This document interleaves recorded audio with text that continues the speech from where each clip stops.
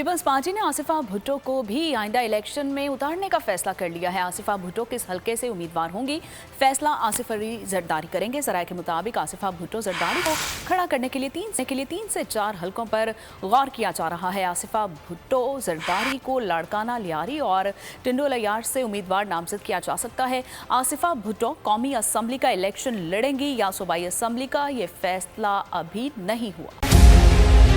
मुल्क मुस्तहकम मईशत की तरफ गामजन, स्टॉक एक्सचेंज भी मुस्बत रुख दिखाने लगा। मईशत की सूरत हाल बेहतरी की तरफ जा रही है। हम IMF के कर्जा मिलने के बाद इस सूरत हाल को बेहतर मजीद कैसे कर सकते हैं। कर्ज बहाली के रोशन इम्कान, बोल ने निभाई अपनी सहाफती जिम्मेदारियां, महंगाई से परेशान आवाम के लिए उठाई आवाज। रिपोर्टर और इक़्तिसादी माहिरीन के सबसे बड़े पैनल के साथ बोल की मिशन मईशत की सबसे बड़ी ट्रांसमिशन 63% आवाम ने देखी अपनी स्क्रीन पर। अगर 21वीं सदी की हम इंडस्ट्री की कोई बात करें तो उसमें फिर इंफॉर्मेशन टेक्नोलॉजी जो है वो टॉप पर आती है। अपनी रवायात को बरकरार रखते हुए बोल अवामी मसाइल को उजागर करने में सबसे आगे। देखिए बोल की अगली ट्रांसमिशन में मोबाइल लोन ऐप का बड़ा स्कैम कैसे हुआ बेनकाब। साइबर क्राइम सर्कल रावलपिंडी की मुख्तलिफ इलाकों में कार्रवाइयां, ब्लैक मेलिंग में मुलविस ऑनलाइन लोन ऐप्स के 9 मुल्जिमान गिरफ्तार कर लिए गए हैं। अगर इस स्कैंडल से मुताल्लिक आपके पास हैं हकाइक तो बनिए बोल इन्वेस्टिगेशन का हिस्सा।